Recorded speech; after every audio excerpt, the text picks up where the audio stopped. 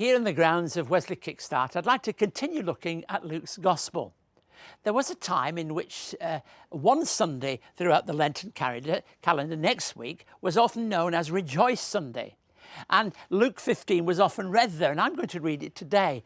And unlike those who called it Rejoice Sunday, the reason they did it was because they were halfway through the Lent season, and perhaps for many of them, halfway through a time of fasting. They were turning the corner, as it were, and looking up on the march toward Easter.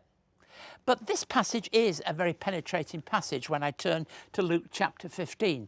It's probably one of the most popular in the whole of the Gospels.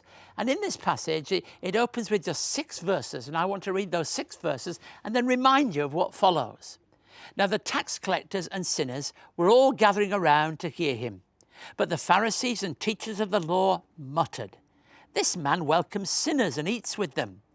Then Jesus told them this parable. Suppose one of you has 100 sheep and loses one of them. Doesn't he leave the 99 in the open country and go after the lost sheep until he finds it? And when he finds it, he joyfully puts it on his shoulders and goes home. Then he calls his friends and neighbors together and says, "Rejoice with me, I found my lost sheep."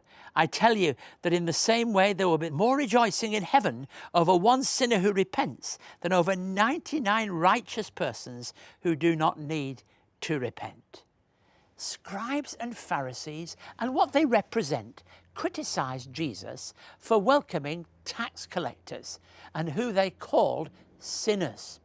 It tells you something of the tension that existed as Jesus was engaging in his ministry. And Jesus, as he does on numerous occasions, tells a series of stories, a series of parables. And the parables that we read in Luke 15 are all about lostness. I've often referred to this chapter as the lost property chapter. It tells you about the way in which we find that which is lost. Now, our local police office in Sydney is ceasing to collect lost property because there is so much of it. People leave things, people throw them away.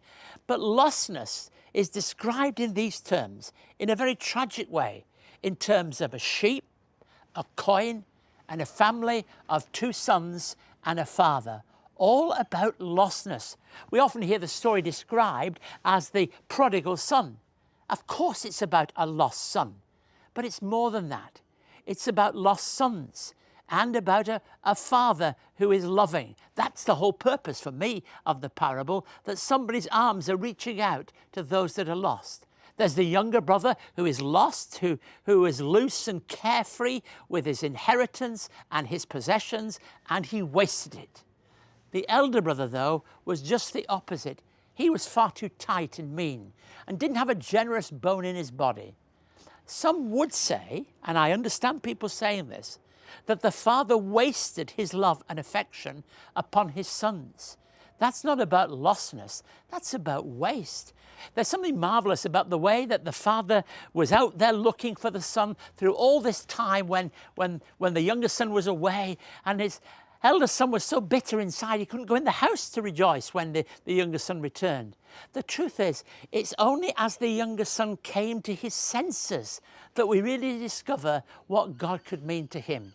And I think that's a great definition of what happens in our lives when we come to our senses, when we're able to turn round. We are pointing this way and our lives are suddenly changed and moved in a different direction. For of course the lost son, he was given a fattened calf. For the elder son, well, we don't really know the bottom line of that story, but we know that his bitterness is real.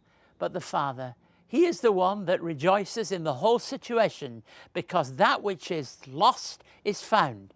Friends, as we move through this great season, I wonder if you yourself are lost. You can be lost in activity. You can be lost in crowds. You can be lost in lack of identity, lost in so many different ways. But Jesus Christ is the God who finds us, and the one who has spoken clearly in Jesus, in words that find us, in stories that mean something to us, and in ways in which we can discover day by day what it means to really be found in Jesus Christ. We remember the song, don't we? Sing it so often. I once was lost, but now I'm found. That foundness describes for me the heart of the Christian faith. A great chapter about lostness, and a great story to challenge me and to challenge you, that we together might discover what it means to stand in Jesus Christ. So here we are, we're at a place when we're involved in helping young people to find themselves, to find purpose for themselves. And here in our New Testament passage today, we have a wonderful picture of the God who is always helping people in each and every situation of life to find themselves, to find meaning, to find purpose, to find wholeness. And all of that is possible through the person of Jesus Christ, who reaches out to each of us, to me as well as to you. Let's today find ourselves afresh and anew in Jesus Christ.